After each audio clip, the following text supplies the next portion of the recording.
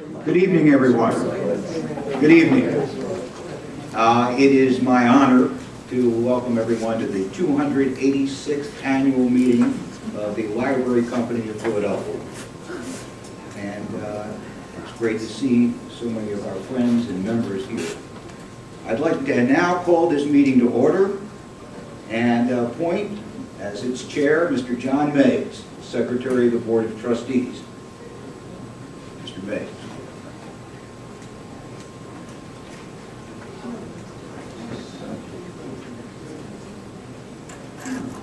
Thank you, Hal, and good evening. There is a quorum present, sitting here in this room. 1/4 of the membership in person or by proxy. We have the following directors who've been nominated for 3-year terms. We have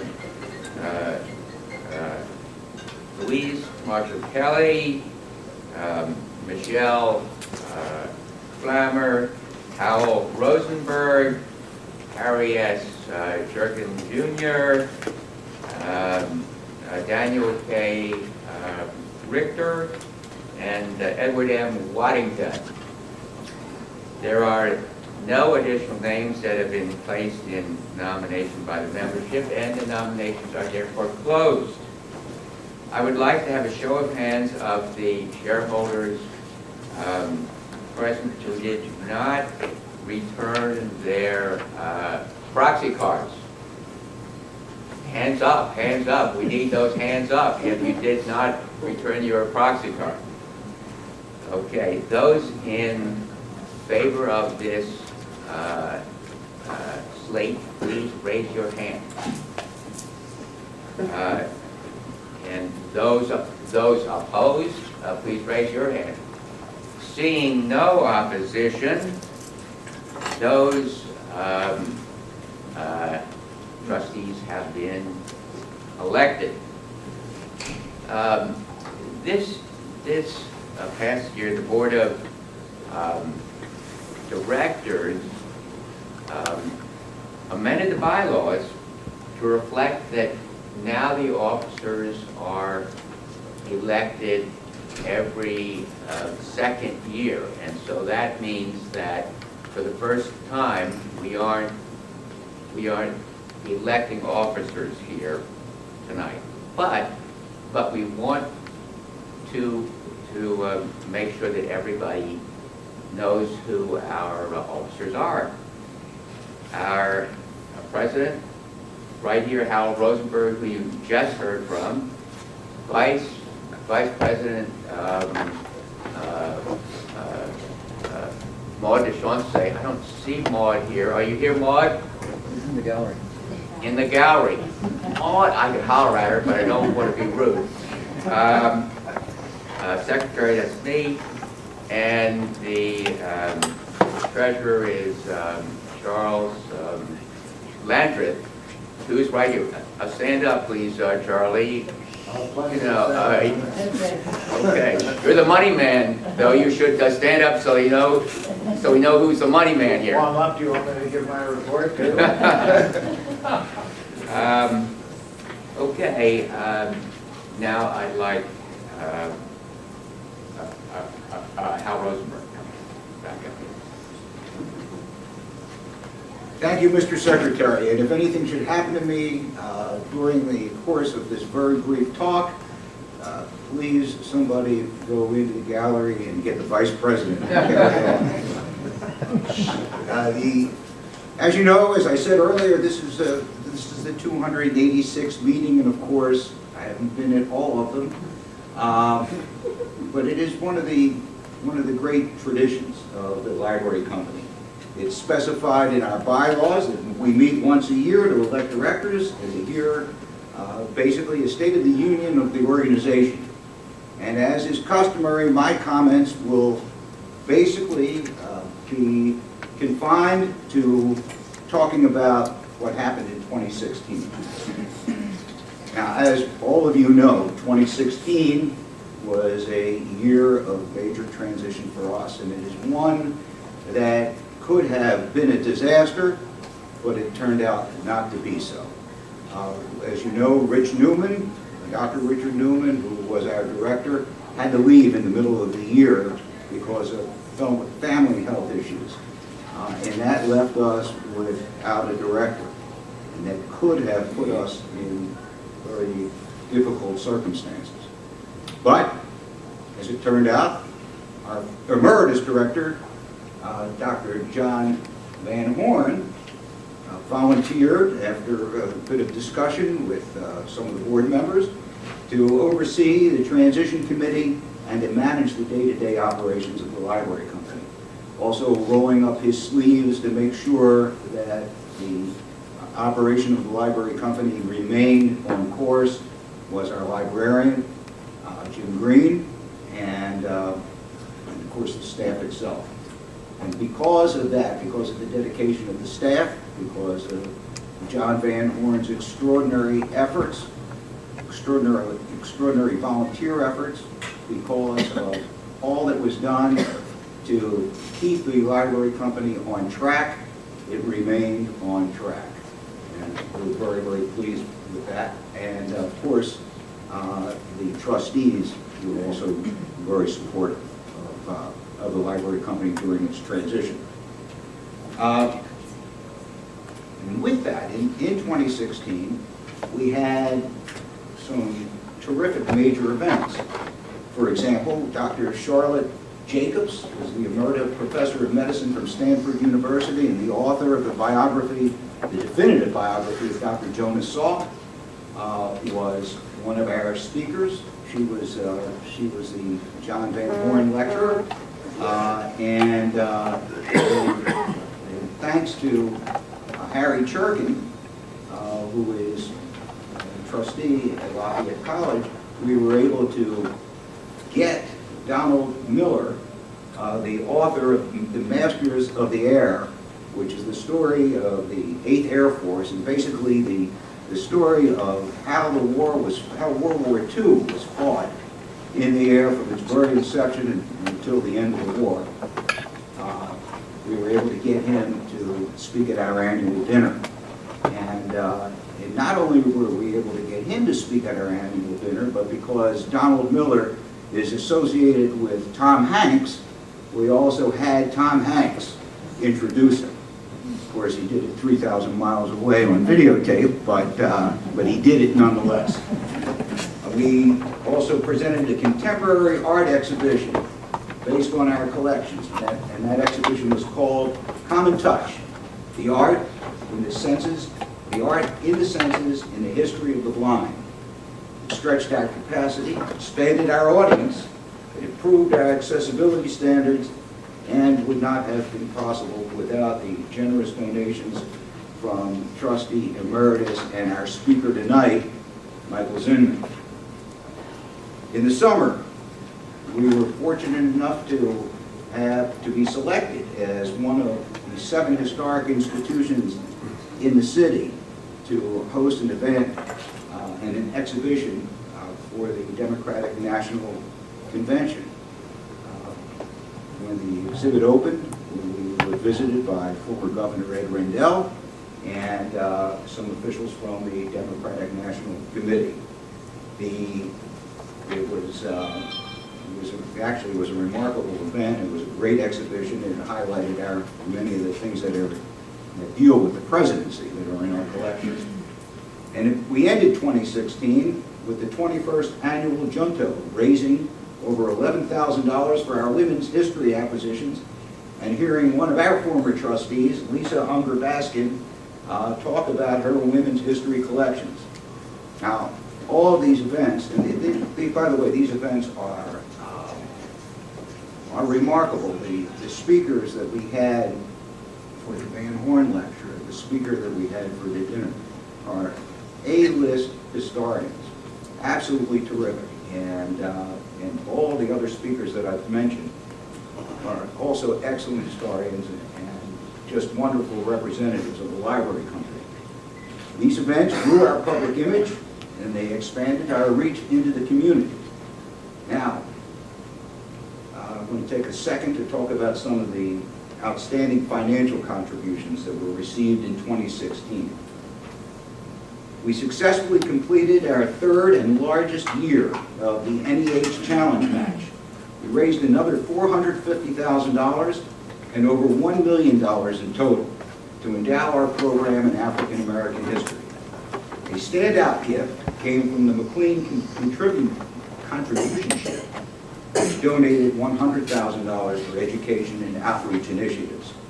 We were awarded a renewal grant of $500,000 from the Andrew W. Mellon Foundation for the Mellon Scholars Program, which brings young scholars into the field of African American history and expands our work to undergraduates from diverse backgrounds. Additionally, we were awarded 2 grants from the National Endowments for the Humanities, a grant of $87,900 to implement a new summer teaching institute in 2017 focused on women's history and the meaning of independence to women from 1776 to 1886, and a 3-year grant of $197,400 to continue our fellowship program, bringing scholars from all over the world to study early American history. Lastly, and this is another great acquisition for the library company, the trustees voted unanimously to acquire a 3rd property on Irving Street. And this is part of our plan to secure the library company's campus for the next several years.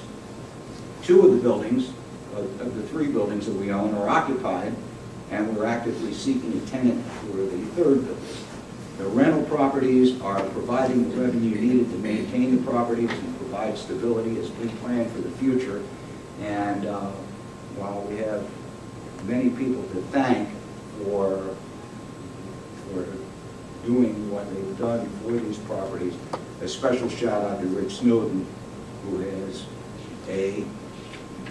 he's the moving force in us obtaining these properties, and he's overseeing them along with Fran Dolman. So great thank you to him. Now, of course, as is our custom, we do a brief in memoriam.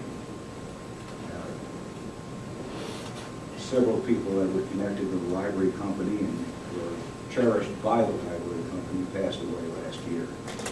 In March 2016, Molly Roth, our former development director, passed away after a long battle with lung cancer.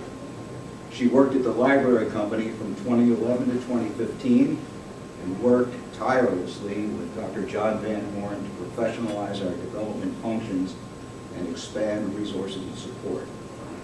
She was dedicated to the historical and cultural community within Philadelphia, and she was the founding executive director of Global Philadelphia Association, and became the development director at the American Philosophical Society when she left us in 2015.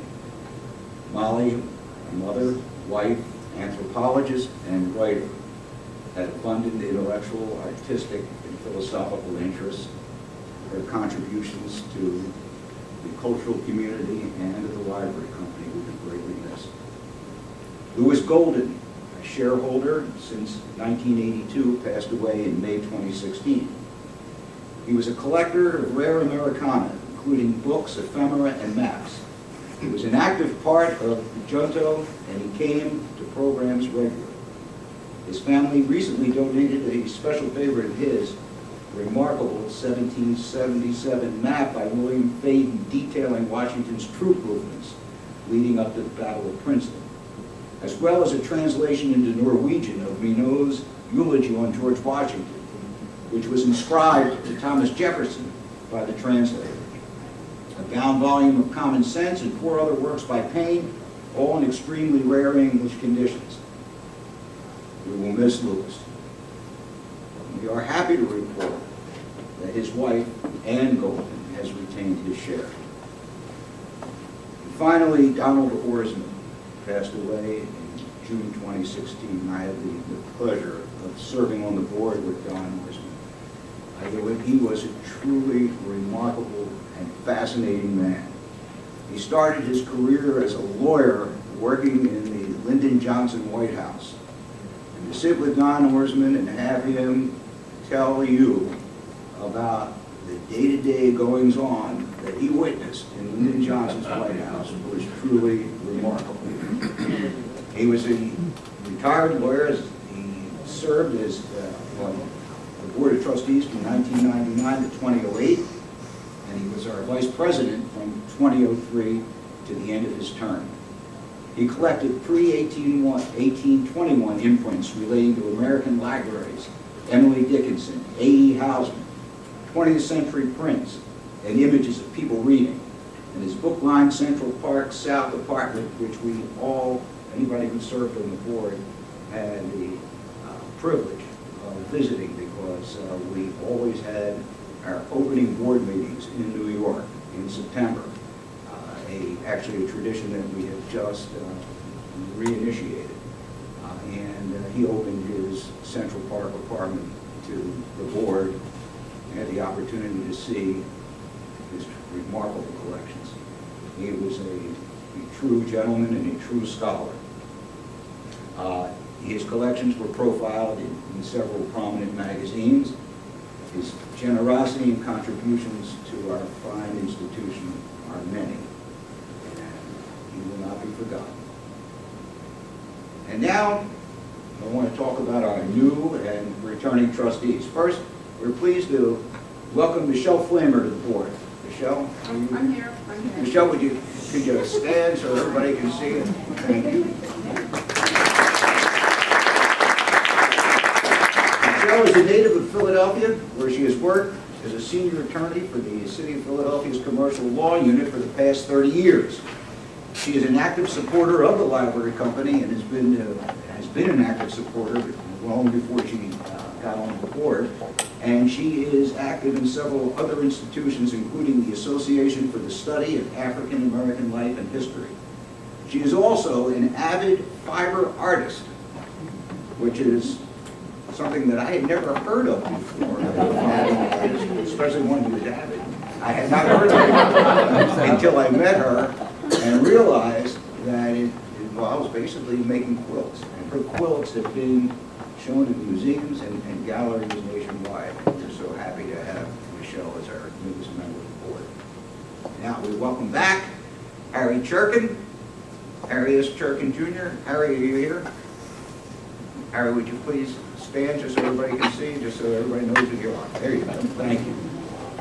As you can see, as we get on and on for the board members with whom we've served for quite some time, they become more and more surly. Which is why Landry's not up, are you? All right. So Harry Churkin Jr. was a partner in the law firm of Drinker, Biddle and Reith and has been a trustee since 2010. And as I told you, he was responsible for getting us Donald Miller. He's responsible for running our development committee. He chairs it. And I think what you will see, first of all, what you have seen is life at the library company in development has changed dramatically with Rachel Hammer, who is our development director, and with Harry in charge of the development committee. And just to give you a brief idea of what's in store for you in 2017, on June 22nd, we're going to have the Van Horn Lecture again, of course, because it's an annual event, and we were able to get Ronald White, who is who's the author of a fabulous biography of Ulysses Grant called American Ulysses. And he also was a prize-winning author of a great biography of Abraham Lincoln. Another true A-list scholar, and that is the result of the efforts of our development committee. We're also, in 2017, at our annual dinner, we're going to have Dr. Alan Taylor, another superstar A-list historian who has won 2 Pulitzer Prizes. His latest book deals with the American Revolution. Is probably one of the greatest books I've ever read is William Cooper's Town. I'm sure many of you are familiar with it. absolutely fabulous book, and we are fortunate to have him as our speaker in November of 2017. So thank you, Harry, and thank you, Rachel. That brings us next to Louise Marshall Kelly. Louise? I think everybody knows Louise Marshall Kelly. She was a fourth-generation book collector. She has strong ties to the library company. Her husband was on the board of directors and worked at the library company for many years. Just a wonderful, spectacular man. And of course, when we lost him, it was extremely tragic. But we're so pleased to have Louise Marshall Kelly with us. And she has recently agreed to take over the chairmanship of our Governance and Nominating Committee, a truly thankless job. I appreciate her. Thank her for it. This is the only thing you should ever get. She has been a trustee since 2014. Dr. Daniel Richter. Dr. Richter is the Roy F. and Jeanette P. Nichols Professor of American History and the Richard S. Dunn Director of the McNeil Center for Early American Studies at the University of Pennsylvania. And he has been a trustee since 2014. A noted scholar, fabulous board member, and a true contributor to the greatness of the library company. Edward Waddington. Mr. Waddington, and there he is, standing in the back. Very fortunate to have Ed Waddington on the board. It's been a pleasure serving with him. He's a lifelong resident of the Philadelphia region and a partner in the Advisory Services Division of Markham LLP, a national certified public accounting firm. He's been a trustee since 2014, and he has been instrumental in helping us navigate our way through the financial world that we must navigate our way through in order to stay successful and vibrant. So thank you, Ed. We're very happy that they all agreed to serve another term. I want to talk finally, I think finally, yes, fine, I think more or less finally, about our acquisitions. As you know, we take such great pride in our collections, and the reason that we are such a destination for scholars is because of the great work of staff and people who acquire the books and add to our collections, and I just want to go through a few of them. In women's history, we were fortunate to have acquired, with the help of the Levita T. Deutsch Acquisition Fund, a 19th century albumen print cabinet card, Eminent Women.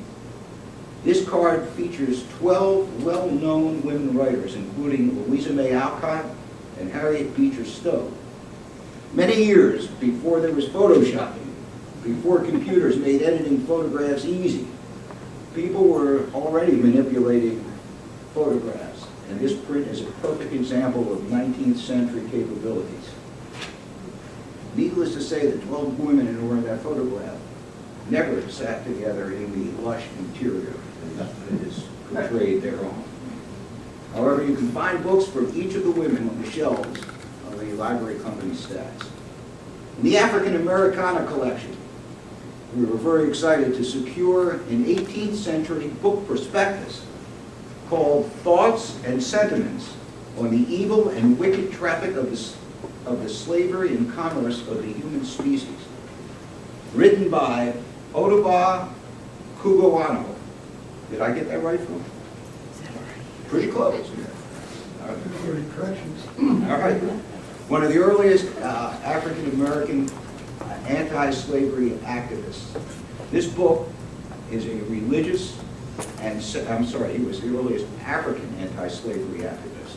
This book is a religious and secular critique of slavery and the slave trade.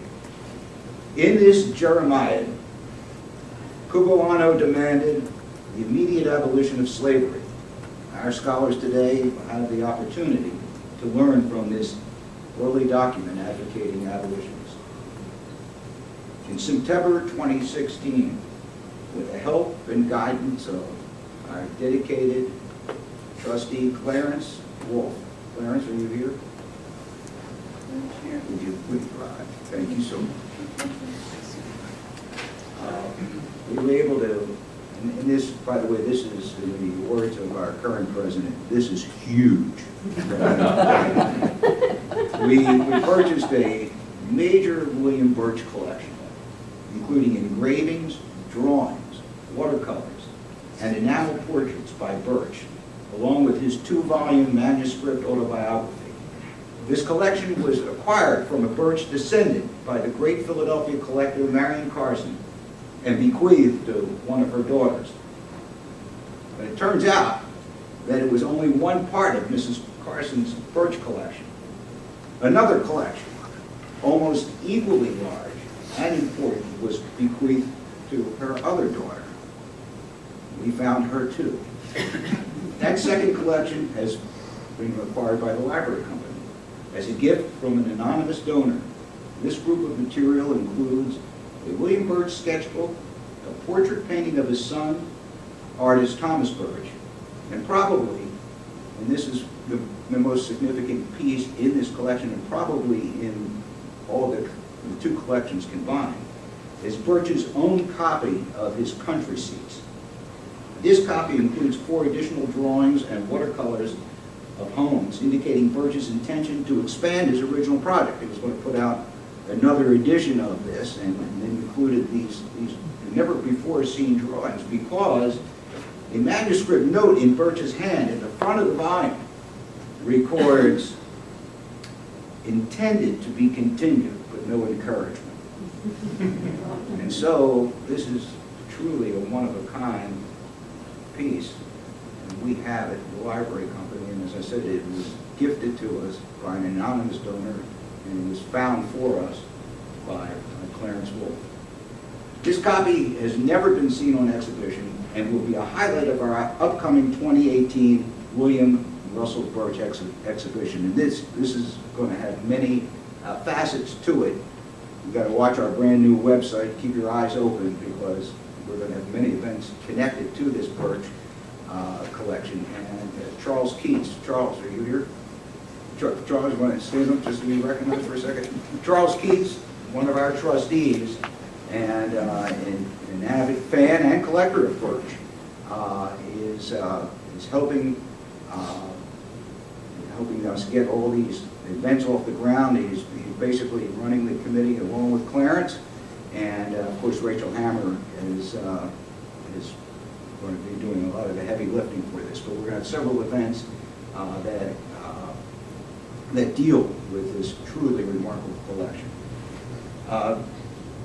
And as I told you earlier, is Michael Zinman here? In the gallery. Oh, he's in the gallery. That's okay. We'll be with him. No, we'll be with him later. As you heard earlier, Michael Zinman's collection of printing for the blind provided the foundation for our recent highly successful exhibition, Common Touch.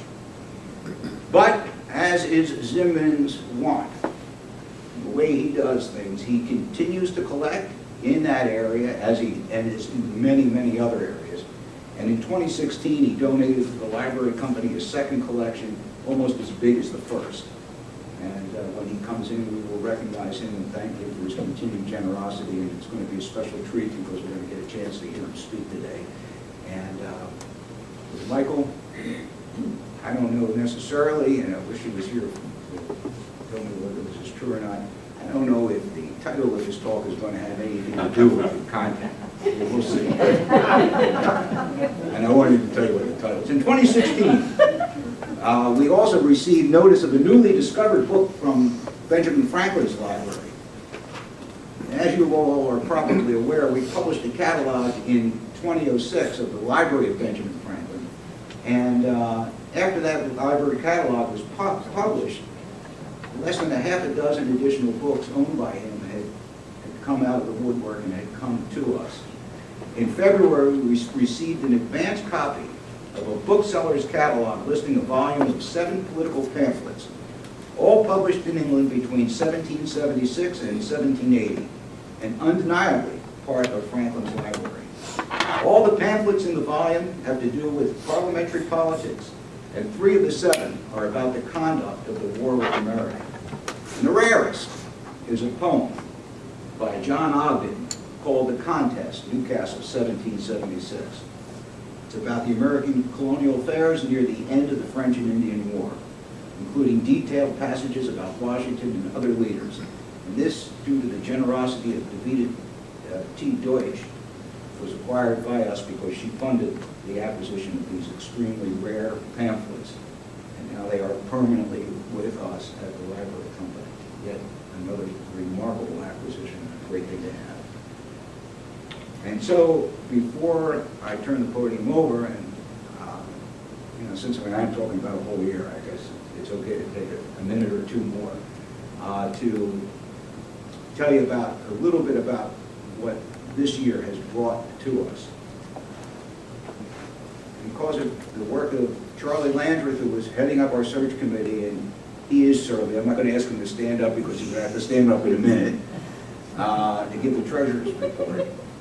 But because of his work and the hard work of the trustees and staff members who served on the search committee, we did a long, very careful search to find the person to replace Dr. Richard Newman. And we are proud to say that his replacement, Dr. Michael Barsanti, who started in February of this year, has been nothing short of spectacular. We are very, very pleased to have him. Those of you who know Dr. Barsanti is a graduate from Williams College. He got a master's degree from the University of Miami and got his PhD in English from the University of Pennsylvania.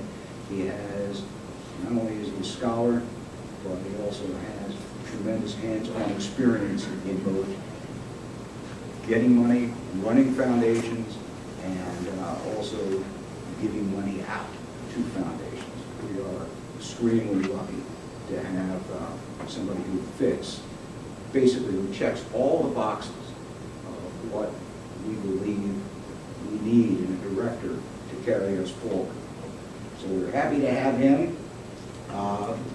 As you, those of you who have been here before, and you all have been here before, you know that Together We Win was our recent exhibition that demonstrated our strengths in the print and photograph collection and our magnificent collection of World War I posters. And our new exhibition that is opening tonight highlights our strengths in the world of rare books, and I just took a brief look at it. I think it's spectacular. And the history and evolution of books and the key role they have played in our lives. During the course of this year, we will embark on a strategic plan which will take us forward, carry us forward, and we are going to figure out what we're going to do with the properties that we have, and we are going to make sure that not only does the library company stay afloat, as we will to keep it afloat in 2016, but actually go way, way further than it has in the past. So, at this time, I will now ask our treasurer, Charles Landreth, to give the treasurer's report. Thank you.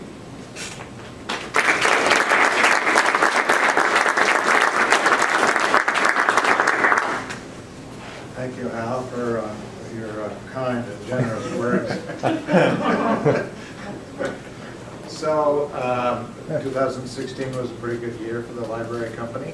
Our budget was about $2.8 million, and when we started the year, it was balanced. When we ended the year, we had an excess of about $111,000, so that doesn't usually happen in nonprofits, but we were lucky that the expenses were less than expected and the revenue went the other way, which was positive. A couple of places within the budget that all happened, and it has to do with foundations, grants, and government grants that were over budget. So, as you might expect, this thing doesn't happen again. In fact, we are budgeting a lot less money in that category for 2017. So the budget itself is actually $25,000 less than it was in 16, which is probably a good thing, but we're going to have to run to try and find money to offset what we anticipate not receiving from the foundations. And if any of you have applied for foundation money and grants, it's an interesting process, and one of which doesn't always come to fruition in the month and year you want it to come. So very often these things are out of cycle. We found ourselves to be out of cycle positively last year and out of cycle this year. On the other hand, it's been also a very interesting stock market, and the equity markets, as you probably are aware, since the election day in November, have been up. They're up about 11% so far. The Dow and the rest of the indexes on the equity side have hit all new records. So we have been fortunate to take advantage of that. So our endowment is now $28.3 million. It's 7% higher than it was this time last year, which is a good thing in as much as we do draw a fair amount from it every year. So we have added to that. The investment portfolio is ahead by 5.4% year to date, and that's better than the benchmark. We have, as you might expect, we've got equities in both domestic and international. We've got bonds, we've got alternative securities as well. So the benchmark, blended benchmark, is at 4.8. This time last year, we were at the other side. So we were below our benchmark, so we're happy with that. I'd say that the major move that we made coming out of last year and into this year was to move some money from a large cap growth manager into a passive account. So that represents about 9.5% of the portfolio is now in passive money. So all in all, the finances are good. You know, in the famous words of myself, the library company is solvent. I'm happy to answer some questions if you've got them. Nothing from you, Mr. President? Nothing? Okay.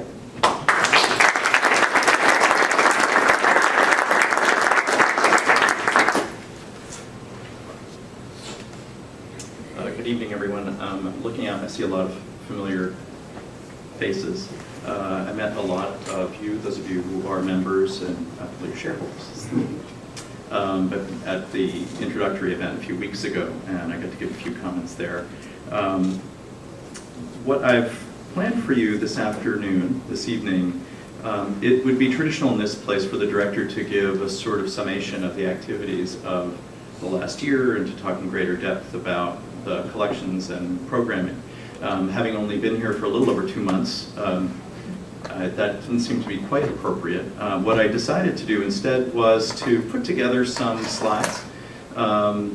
You're going to look at a lot of graphs. So if any of you like visual, I decided in some perverse moment to do a bunch of slides that were all graphs and data. But I think taken together, these graphs, I think, give us a sense of what is going on in our environment, what's going on in our academic environment, what's going on in the Philadelphia environment, what's going on in the nonprofit community. All with an eye towards giving you my perspective on the world in which we operate as an organization, and with an eye towards looking ahead to where we might go.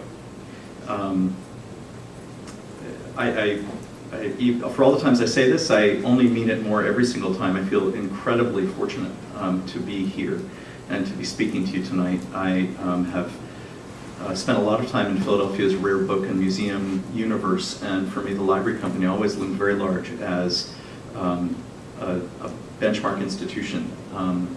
And with its history, my passion as a leader, my passion as a scholar has been for sharing knowledge, and particularly sharing knowledge in ways that are maybe surprising or especially playful or imaginative. I love it when people come up with creative ways of doing important teaching, conveying important information. And for me, the history of this organization, where it comes from, a community of people who wanted to share knowledge and who wanted to improve themselves through the sharing of knowledge, I feel not just fortunate, but also a great fitness in being here and great hope in being able to take this institution into its next life. I feel it's very fortunate also to have a wonderful board of trustees. What Charlie just said, almost throwing it offhand, was talking about the financial soundness of the library company is something very few organizations in Philadelphia or in the world can say. And it is an enormous privilege that is based on the support of our board, current and past board members, of our members generally, and of the prudent direction and focused direction of the library company over certainly over the last 50 years, if not the full 286. I owe a great deal to my predecessor once removed, John Van Horn, and with his focused leadership and with his careful stewardship of the resources of the library company, that's left us in a place where we can really move into the future. So I've spent a lot of the last 2.5 months talking to people and learning about the library company. I already knew a lot about the library company, but you don't really know a place until you've been in it for a while. I've talked to the staff, I've talked to almost everyone on the board. I've talked to a lot of scholars, I've talked to people outside the organization. One of the questions I try to ask everyone I speak to is, what makes the library company special? What do we do really well? And the answer to that question is amazingly uniform. Pretty much every single person I've asked that question, what does the library company do really well, has answered, we serve our readers really well. And particularly among the scholars who come here and do research here, we are known and we are distinguished among all of our competitors in that field for the level of service, for the level of guidance that we provide. And certainly the name, Jim Green, Connie King, Sarah Weatherwax, Erica Piola, all these names come up often, and others, many others come up in these conversations as keepers of this collection who do more than just hand you the box that you've paged, but rather tell you all the other things you need to be looking at, or all the other resources that are available to you. And I'm really honored that Phil Lipsansky is here tonight because Phil has embodied that tradition and I think has set the bar for the library company in terms of its service and in terms of guiding people towards the things that they didn't even know that they needed to know.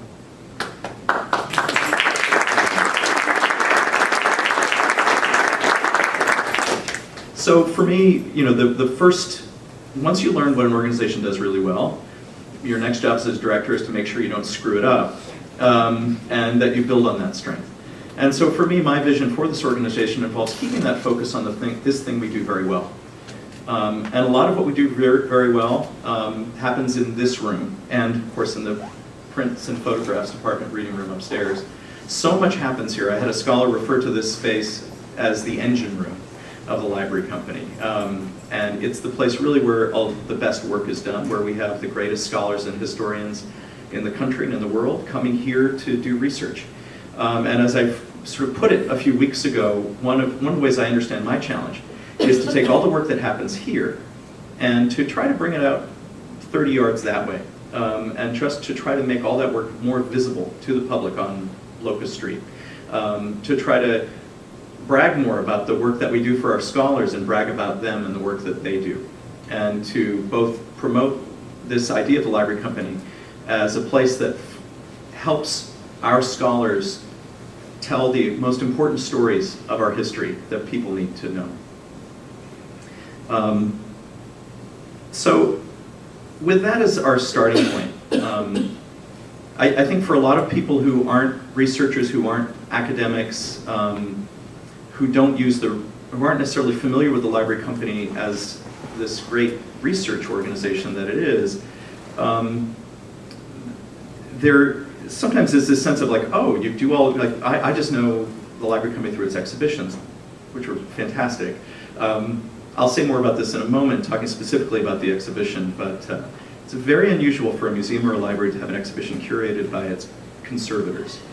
And this exhibition, our conservation team has curated a really marvelous exhibition that focuses on books as objects.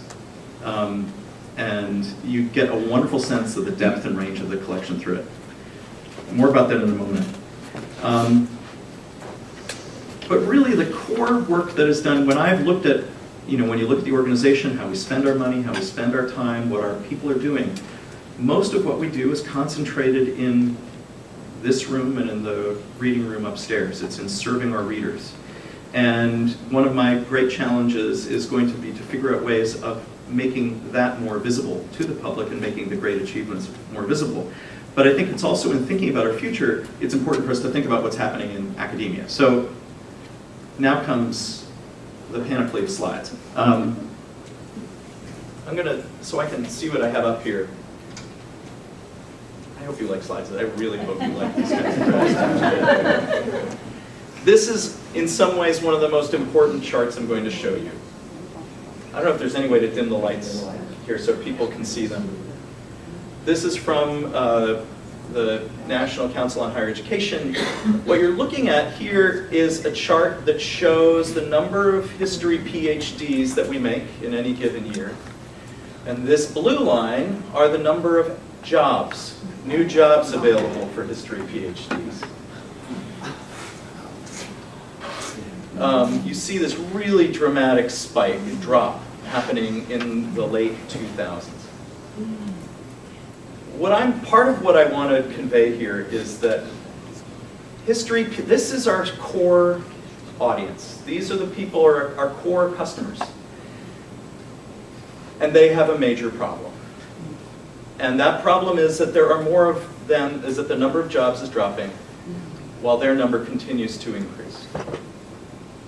And one of the roles I want the library company to play is to help these people find a way to jobs that may not be on the AHA job list. But this is, I think, one of the real issues that the library company is well positioned to help solve. We'll talk more about this in a moment. So this is from the American Historical Association's website. It's from March of last year, but new data shows large drop in history bachelor's degrees.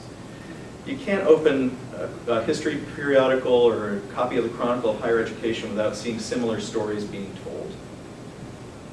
There is there's an important shift happening in our core customer group, which is the work that they're being trained to do and that they come here to do is changing. And so my proposal is that we help them to adapt. This is a chart that tells a similar story, but it looks at specific humanities disciplines. This is degrees conferred. So here, this blue line is history. What I want you to keep in mind when you look at this little dip is that, and which goes back to 1987, this whole trajectory, is think about the larger number of students, the millennials that have been going through colleges and universities. This has not been indexed to reflect that. So remember, your absolute number of undergraduates is increasing, so that even further exaggerates what you're seeing here. History bachelor's degrees by institution type. You see that down here, the doctoral and research universities that aren't high research activity universities these are fairly flat, but in these larger institutions, universities that do have a terminal master's or major research universities, you're seeing these degrees decline.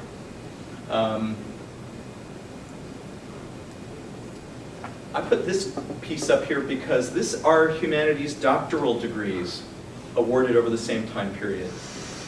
And where you were seeing a decline in undergraduate enrollments, here you're seeing, again, your blue line is history. This line is pretty much, now this is percent, 20% of doctoral degrees given in the humanities are in history, and that number has remained fairly flat. And so that, this is overall undergraduate enrollment in the humanities. Again, you see a kind of a decline. But it brings me back to this chart, which is the one I started with, which is the number of people getting history PhDs has remained, the percentage has remained even, the number has gone up, the number of jobs available is dropping. There are a number of reasons for this. This is a chart that shows the growth of Moocs, multiple online courses, basically online courses. This is one of the things we're seeing.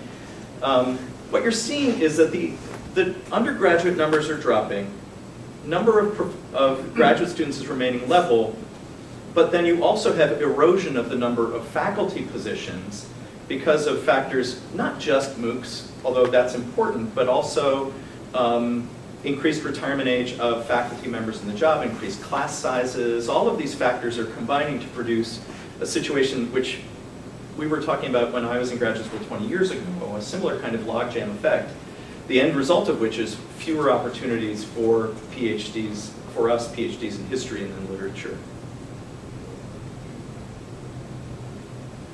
I want to talk a little bit about Philadelphia now.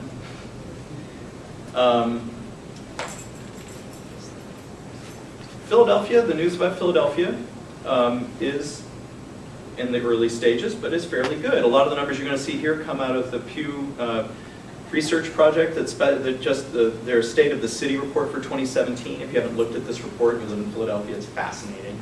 There's a lot of great information, but this is a key data point. You've actually seen the population of Philadelphia increase modestly but nevertheless increase over the last 12 years.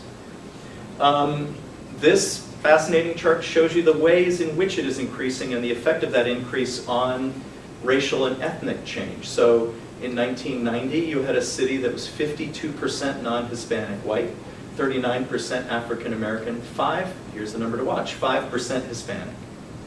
In 2015, 14% Hispanic, right? 35% non-Hispanic white. The percentage represented by the African American population has remained relatively steady. But you've seen the white population shrink. You've seen the Asian and Hispanic populations grow. This is something I think we all kind of know sort of anecdotally about Philadelphia, but this has been quantified by Pew. What that means for the library company, I think, is an expanded interest as we think about outreach and think about programs into reaching both these areas that are growing in the city as well as a lot of its traditional areas. Philadelphia's population is growing. Its diversity model is changing. This is, I'm sure, impossible. I'm sorry that this is like, I see people in the back going, squinting. The key number, this is a graph that shows who moved into Philadelphia, who moved out, and then the current state of residence. The reason I have this here is that this is color-coded to show different age groups.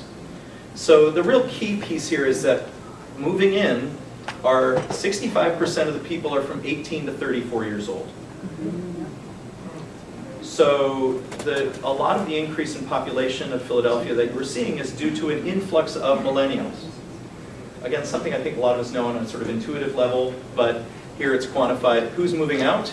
Well, you have half of that same age group. This may represent, one of the things that they're talking about at Pew and another place around the city is what's going to happen when all of these millennials move into the city because it's a cool place to be, but then when they need to send their kids to school are afraid of the city's public school options.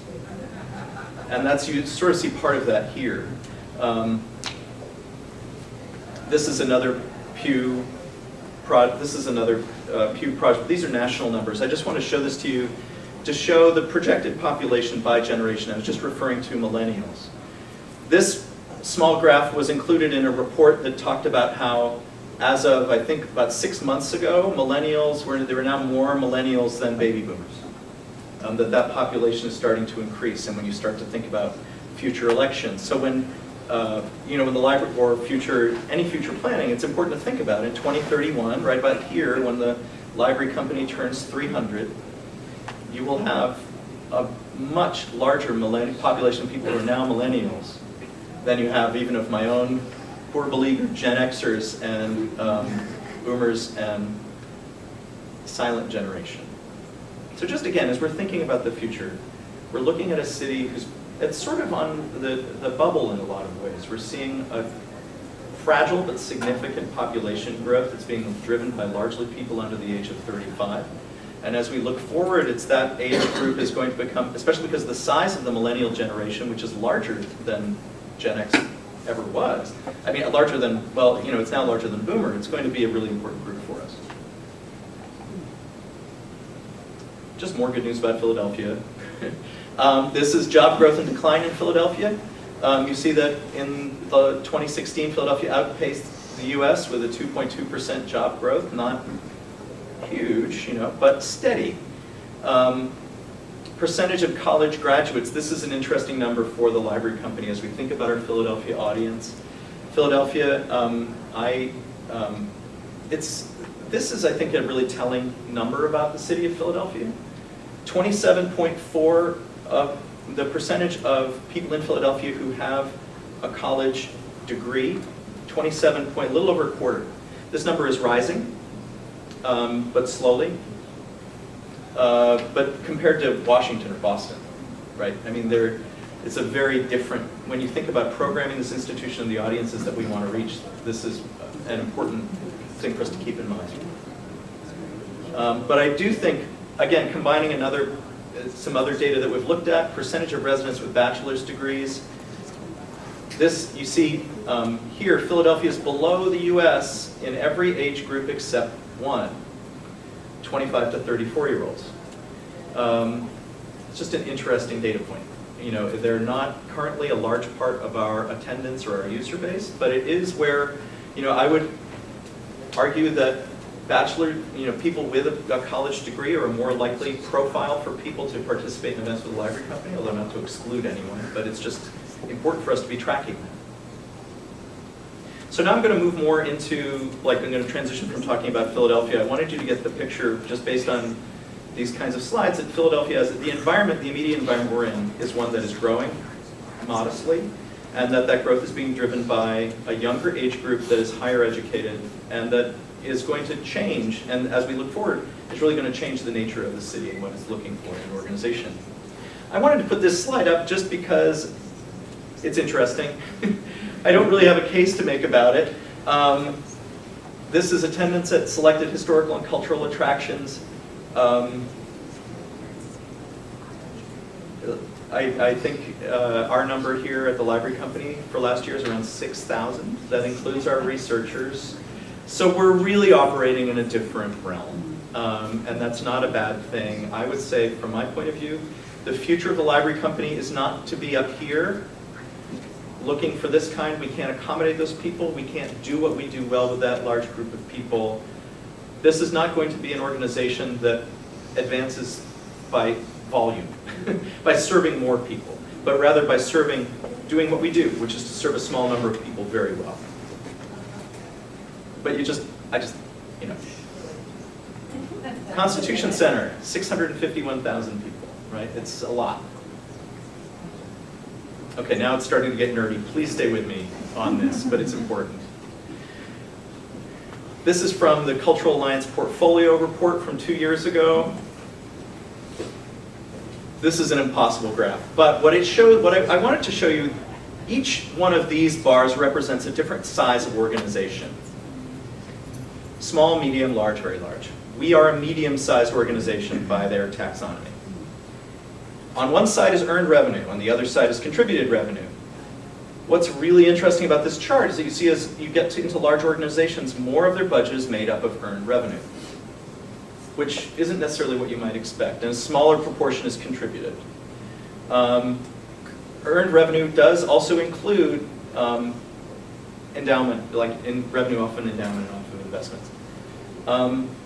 I wanted to show this because I think it illustrates, while this isn't talking about growth of organizations through these sizes, it does show that as an organization becomes larger in this ecology, its reliance on earned revenue begins to outpace its reliance on contributed revenue. And that, again, is an important part of the picture here.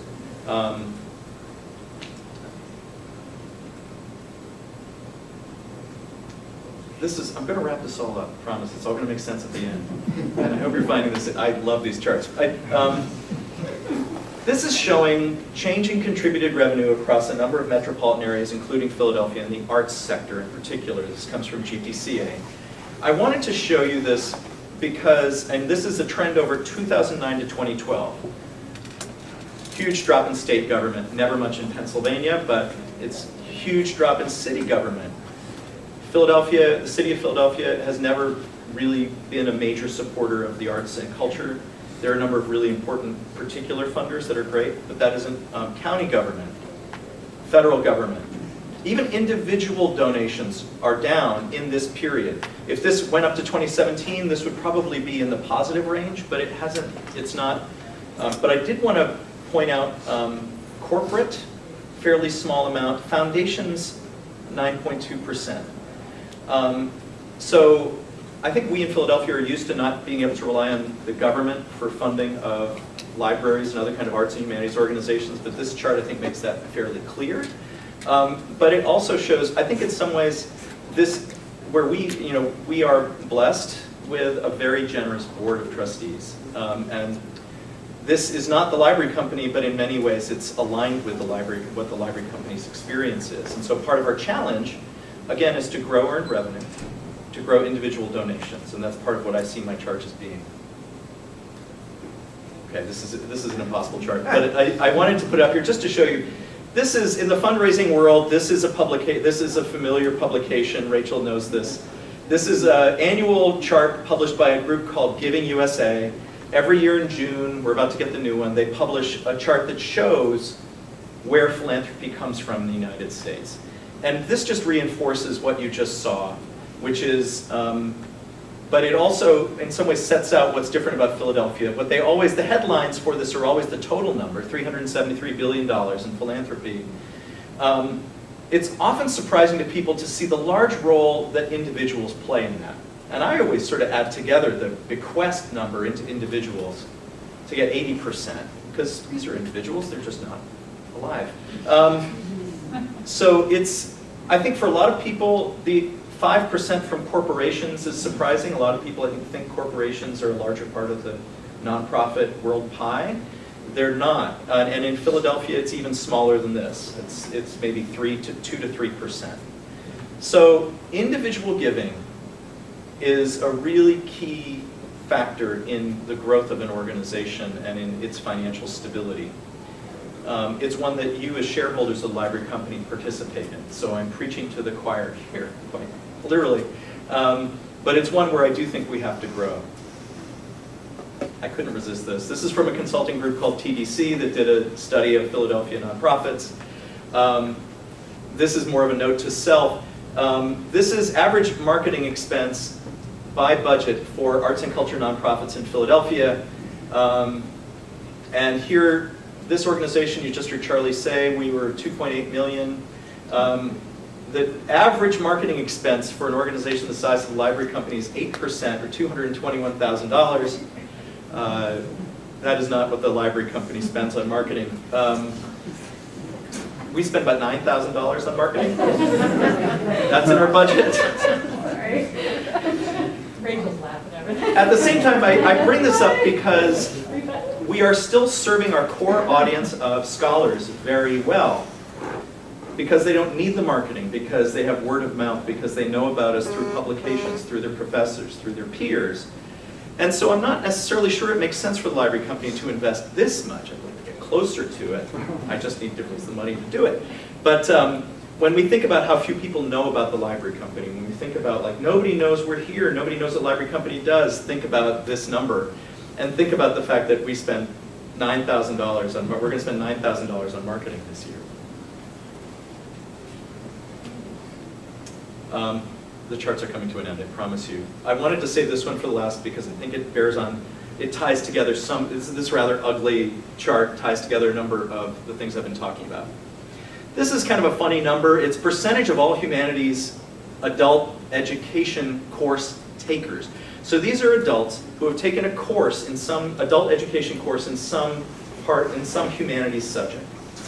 So think of this as people who maybe take a course on, a nighttime course in art history, or who take a course at, some sort of continuing ed course, or some sort of experience. It's not a huge number, right? What I think is really interesting about this, and again, this is comparing two time periods, 2001 and 2005. First thing I noticed about this is, so when I think about this group of people, I'm thinking, oh, these are retirees. These are people, I would think that these are people who've retired, who are using their sort of leisure years of retirement to take courses. But the largest numbers, 16 to 24 and 25 to 34. And it's one where you actually see the most interesting difference in the last 4 years. I don't know what explains that. But this is the other group, again, earlier than retirement, but empty nester sort of age people. I had another chart.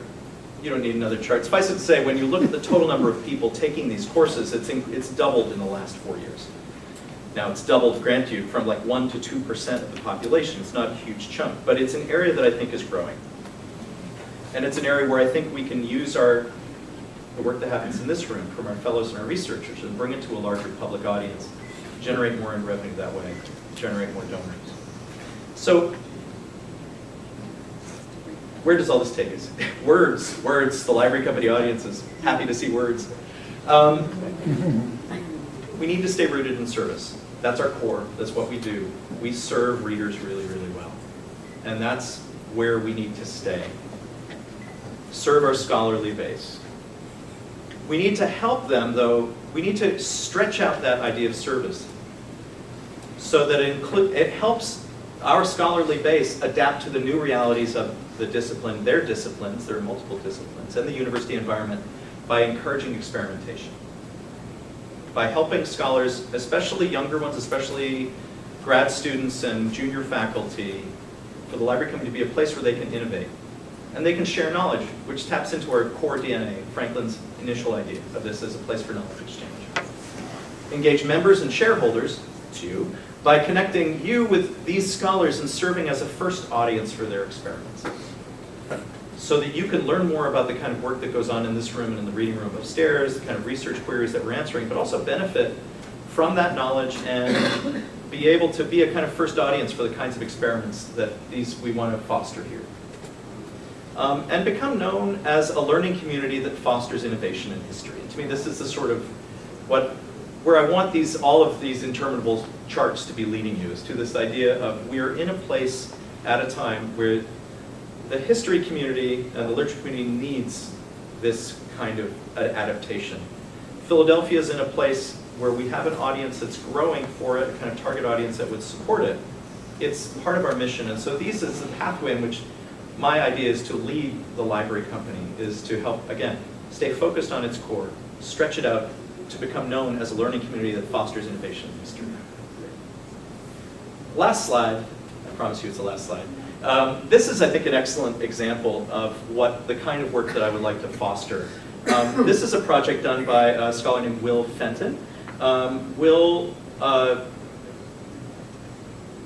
was interested in this historical event, which many of you know much more about than I do, but called the Paxton Boys. There was just an event here that Dan was here for.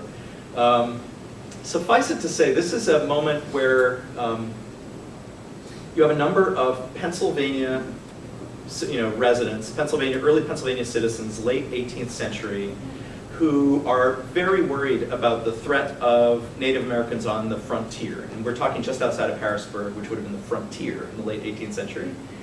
And they read about a lot of violence that Native Americans are causing in other parts of the country, and they become very convinced that they are threatened, and that the Quaker government in Philadelphia is doing nothing to protect them. So they take matters into their own hands and murder a bunch of Native Americans just west of Harrisburg who had nothing to do with any of the violence they've been reading about. But you have a sort of media community that generates a level of hysteria that results in this kind of attack and massacre. This generates a great pamphlet war, sort of the blogging war of the time, that sort of is about the criticism of the Philadelphia government, its Quaker roots, its refusal to step up to the defense of the settlers, and the Philadelphia sense of well, these are our partners, these are people we don't want to. There isn't the fear here. So there's all sorts of stuff about fear of the other, fear of a media, sort of a media vortex that generates all kinds of rumors and ideas. It has a lot of timely application. What Will has done is taken a lot of the pamphlets which are here and digitized them, made them available, and made available a whole sort of platform for them.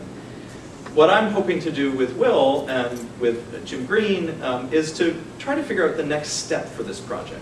Is it to get a grant from the Pew Center for Arts and Heritage? Is it an NEH grant? Is it to figure out some way to bring this into classrooms? Is it, what is, to get a lot of, there's a lot of innovation happening in academia right now around projects like this and in fields of digital humanities. Our role can be as a platform for them to go the next step, the 30 yards from here out to Locust Street, that brings it into the public in a more general way. So I wanted to end with this as a kind of sense of this is already happening. These projects have happened at the library company before. But what I want to do is to really focus our investment in them and make them happen on a larger scale. Thank you for suffering through my charts.